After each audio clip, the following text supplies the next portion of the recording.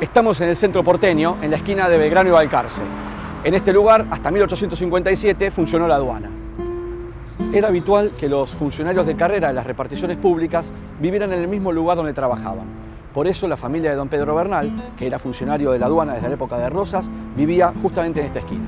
La familia Bernal era una familia de dinero y en marzo de 1851 don Pedro había comprado unas tierras del otro lado del riachuelo, unas tierras que hoy forman parte del centro de la ciudad que lleva su nombre.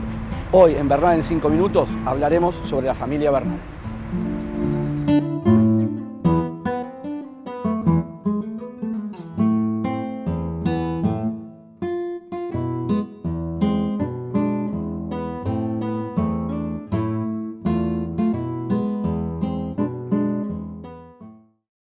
En 1776, los portugueses invaden Río Grande, que era entonces territorio español.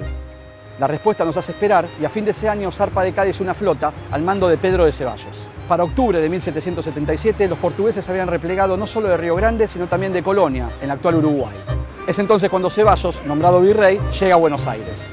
Uno de los ayudantes que lo acompañan había nacido en Tudela, pueblo de Navarra, región de España. Su nombre era Josef Matías Bernal y, empleado como secretario de la Intendencia en la flamante administración virreinal, decide quedarse en Buenos Aires. Casado en 1795 con Manuela de Gainza, el matrimonio tuvo 8 hijos. De ellos nos interesa el primogénito, Pedro Pablo Bernal de Gainza.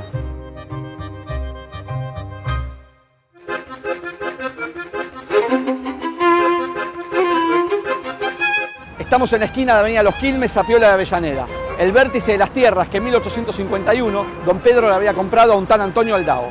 Por Avellaneda y por Sapiola hasta el río eran los límites norte y sur de la propiedad. En 1823, don Pedro se había casado con Martina Lynch y es casi con seguridad a través de su familia política que consiguió su puesto en la aduana. Esta es la entrada a la chacra, cuya casa principal se encontraba a pocos metros de aquí, en de Anfunes y Kramer. A la muerte de don Pedro en 1866, queda en poder de su viuda Martina. Es ella la que en 1872 cede los terrenos para establecer la estación al ferrocarril de Ensenada. Quien se ocupa de los trámites es su hijo Félix.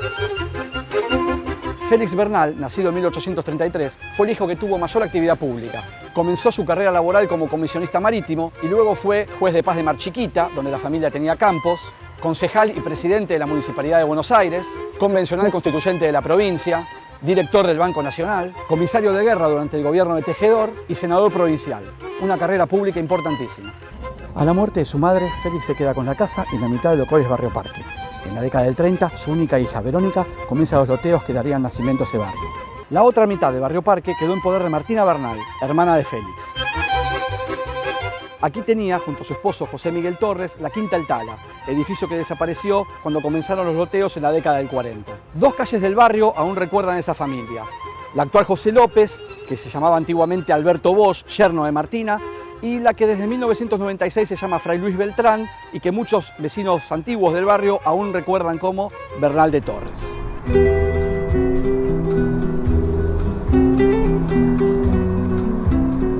Otro hijo de Pedro Bernal y Martina Lynch fue Eduardo, el primogénito.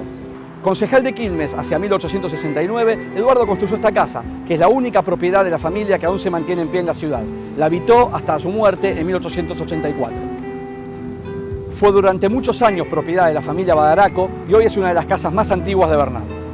A medida que el pueblo fue creciendo, la familia se alejó del mismo y de a poco fue liquidando todas sus tierras. La época de las grandes casonas y quintas había quedado en el pasado.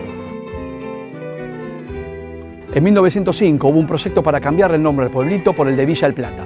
El mismo no prosperó y el apellido Bernal se mantuvo y le dio el nombre definitivo a esta gran ciudad. Sin embargo, el primer loteo realizado en diciembre de 1872 no fue en tierra de los Bernal, sino aquí, en la de sus vecinos los Santa Coloma. Pero esa es otra historia.